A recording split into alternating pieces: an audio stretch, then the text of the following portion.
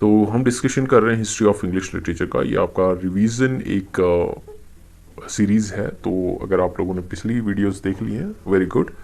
और जितने शॉर्टकट्स मैंने अभी तक बताए हैं उन्हें आप नोट डाउन कर सकते हैं।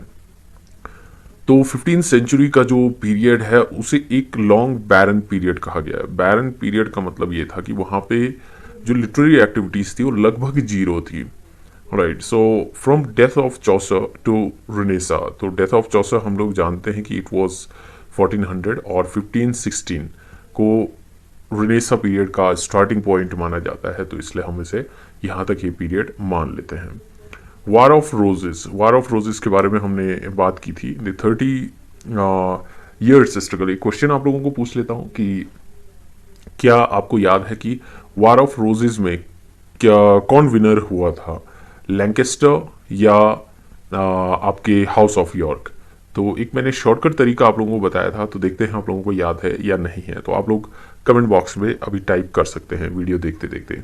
Known as the war of Roses. तो जो ये 30 ईयर्स का स्ट्रगल था पावर के लिए, और इसमें आपको एक क्वेश्चन और पूछता हूँ, साथ साथ आपको क्वेश्चन पूछता हुआ चलता हूँ, इससे कि आप लोगों का थोड़ा सा रिवीजन, और देखते हैं कितना रिवीजन अच्छा हो पा रहा है। कि जो सिंबल ऑफ रोजेज उन्होंने यूज किए थे, इसीलिए इसे वॉर ऑफ रोजेस कहा जाता है। तो आप लोगों को बताना है कि जो लैंकेस्टर थे, मैंने एक शॉर्टकट बताया था, तो ये वाइट रोज इनका सिंबल था या इनका सिंबल रेड रोज था। तो आप लोगों को बताना है कि कौन सा इसमें से करेक्ट है। तो आप लोग लिख सकते हैं कि लैंकेस्टर का कौन सा था, व्हाइट या रेड, और इसमें विनर कौन हुआ था। तो आप लोगों को ये दोनों चीजें बतानी है कमेंट बॉक्स में। Press by Caxton 1476। एक बार आप लोग थोड़ा सा सोचिए कि जो प्रेस अगर होने से लिटरेचर में क्या डेवलपमेंट आ सकता है। The introduction of printing press by Caxton was a historical event. तो ये हिस्टोरिकल इवेंट क्यों माना जाता है? जब ज़्यादा बुक्स छपेंगी तो ज़्यादा लिटरेचर क्या होगा, स्प्रेड होगा, और जब ज़्यादा लिटरेचर लोग स्प्रेड होगा तो ज़्यादा लोग उसे पढ़ पाएंगे। अब कुछ फॉलोवर्स थे, इससे रिलेटेड क्वेश्चन आता है कि जो इंग्लिश चौसेरियन कौन थे, स्कॉटिश जो थे चौसेरियंस कौन थे। तो इनमें हम देख लेते हैं। तो पहला है आप लोगों का थॉमस ऑक्लेव, दूसरा है आपका John Lydgate, Stephen Hawes and John Skelton. इसके बाद आते हैं आपके स्कॉटिश चौसेरियन। तो इसमें आप लोगों का फर्स्ट जो है वो है आपका जेम्स फर्स्ट। इन्होंने किंग स्क्वायर लिखा था। एलिगोरिकल रोमांस ये है, और ये बेस्ड जो है वो है रोमन डेला रोज।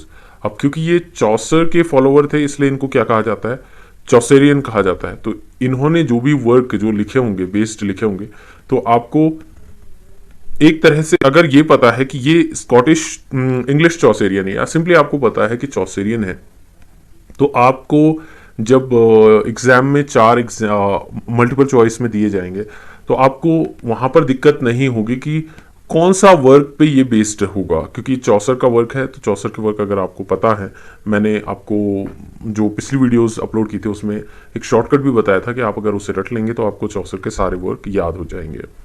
तो जेम्स फर्स्ट का जो वर्क है वो है king square.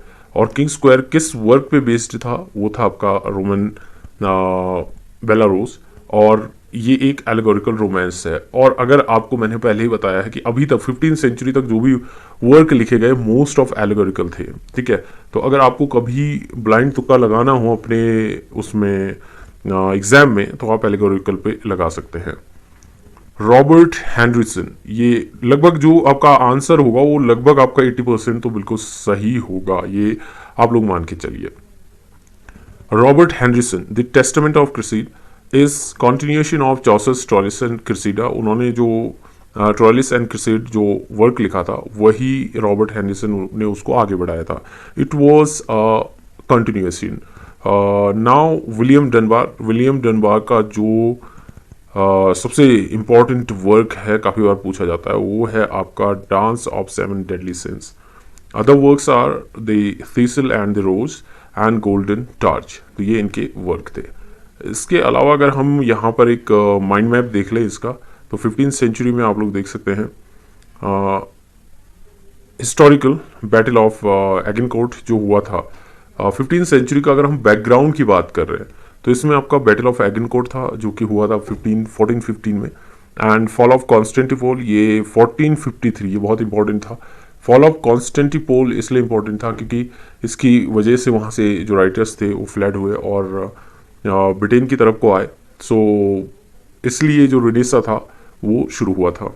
War of roses कब शुरू हुआ था? 1455 टू 1485 के बीच में हुआ था। एक कैक्सटन प्रेस जो हुआ था 1476 हुआ था। तो बहुत ज़्यादा आप लोगों को है नहीं अभी तक। अगर आप पूरी जो ईयर्स आप लोगों को याद करनी हो, लगभग 20 आप लोगों को याद करनी है। हम नेक्स्ट वीडियो में कर लेंगे इसको, प्रैक्टिस कर लेंगे किसी नेक्स्ट वीडियो में। जो भी ईयर्स हैं उनको हम बना लेंगे। इंग्लिश चौसेरियन, इसमें जॉन लिटगेट के बारे में बात की थी हमने, थॉमस ऑक्लिव के बारे में बात की थी। तो इनका कुछ इंपॉर्टेंट वर्क है, उसे देख लेते हैं। इनके बारे में जो चीज़ें हैं उसे आप देख सकते हैं। So he lived between 1370 to 1451 and monk's tale, यहाँ पे फॉल्स ऑफ प्रिंसेस जो वर्क है वो क्या था? इलेबोरेट्स मॉन्क्स टेल, जो मॉन्क का टेल था, स्टोरी थी, उसी को उसने इलेबोरेट किया था जॉन लिटगेट ने। The temple of glass, it was modelled on the house of fame by Chaucer and pilgrimage of the life of the man, this is another work. Troy book and here London Lickpenny, जो London Lickpenny है ये इनका masterpiece work है। This is his we can say magnum opus, and reason and sensuality, his work and stories of thief, it was called a new Canterbury Tales, और जो story of thief है इसी को a new Canterbury Tales भी कहा जाता है। The book of Duchess and a complaint of the Black Knight and Assembly of God, ये सारे वर्क किसके थे? जॉन लिटगेट के थे। आपको इसमें सबसे इंपॉर्टेंट जो वर्क है वो है आपका लंदन लिक पैनी, ये आपको याद रखना है। थॉमस ऑक्लिव का आप देख सकते हैं लामेल रीगल, ये इनका ऑटोबायोग्राफिकल वर्क है। A letter to Cupid, it is allegory, जो कि मैंने अभी तक आपको बताया है कि मोस्ट ऑफ वर्क जो है आपको एलेगरी देखने को मिलेंगे। Model on the legend of the good women, इसी से बहुत सारे क्वेश्चन बनते हैं, इसी तरह के क्वेश्चन कि किस वर्क पे ये मॉडल है। आप देखेंगे पुराने कोई भी एग्जाम उठा लीजिए आप KVS NVS के, उसमें एक दो क्वेश्चन इस तरह के पूछे जाते हैं। Governor of princes is the work on mourning on the death of Chaucer, Chaucer की डेथ पर उन्होंने एक वर्क लिखा था गवर्नर ऑफ प्रिंसेस। तो क्वेश्चन इस तरह से पूछा जा सकता है कि mourning of the death of Chaucer जो है इस इवेंट पर, डेथ ऑफ चौसर पर जो आपके थॉमस ऑक्लिव थे, which work he wrote, so it was governor of princes. The complaint of our lady, this is another work, and the regiment of princes, and it was the collection of rule of conduct for princes. And who was the prince? It was Henry V, and he also wrote a work, Occlive's complaint. So these are the works. Hopefully you have learned all these now and you have noted down. Now let's come to this part, and here is ballad. तो उसमें इस time period पे 15th century का जो period था वहाँ पे ballets का हम कहेंगे स्टार्टिंग पॉइंट ही था। सो फोक बैलेट, दो तरह के बैलेट्स हैं, there are two kinds of ballads. So first one is folk ballad. So folk ballad is sign of group composition. So it was for group composition and for individual composition minstrel ballads were made. Establishment of the printing press in 1476 by Caxton contributed much to the development and popularity of English prose. So जो English prose था उस पर Caxton के printing press का बहुत impact पड़ा. So what was the influence? We can now just imagine. Before Caxton printing press, there were no printing press, and people had to write down, their manuscript. तो उन्हें खुद अपने हाथों से सारी चीज़ें लिखनी होती थी. Now there were printing press and it was easy to spread literature, and then there were lots of readers over there. तो बहुत सारे रीडर्स वहाँ पर हो चुके थे. रेगिनाल्ड पीकॉक जो हैं repressor of over much blaming of the clergy, and उन्होंने लिखा था book of faith. Sir John Fortescue उसके बाद एक राइटर थे. एंड द पेस्टन लेटर उस टाइम को जानने का एक सोर्स है, and it was collection of letters of Paston family.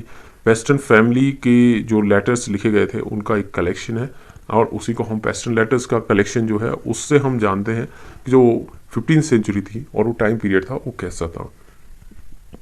Caxton, the recuyell of the history of Troy and the game of and play of chess. So these two are translation works by Caxton. Sir Thomas Malory. Now let's see this one. So sir Thomas Malory 1471, और इनका एक work जो था वो आपका Arthur and round table, okay sorry, it was Morte d'Arthur. Morte d'Arthur was related to Arthur and round table. जो Arthur हैं उनकी आपने मूवीज़ वगैरह भी देखी होगी हॉलीवुड की. तो वो एक नाइट थे, and this work was completed in the reign of king Edward fourth in 1470. 1470 में इसे कंप्लीट किया गया था मॉर्टेडी ऑथर को. एंड अगर आप यूजीसी नेट की तैयारी कर रहे हैं तो आप कोर्स ले सकते हैं हमारा. उसमें आपको ये सारे वर्क जितने हैं डिटेल्ड ऑथर्स आपको मिल जाएंगे. Detail work with detail themes and characters and the story, ये सारे वर्क आपको उसमें मिल जाएंगे. So if you are preparing for that exam, UGC Net English, you can contact us, and we have the video course of that. He was victim of War of Roses, और जो Thomas Malory थे वो खुद victim of War of Roses थे. So hopefully यहाँ तक आपका revision अच्छा चल रहा होगा. आप लोग देख रहे होंगे, सुन रहे होंगे बार बार. इसे अगर आप सुनेंगे तो डेफिनेटली आपको बहुत सारी चीज़ें अपने आप क्लियर होती चली जाएंगी.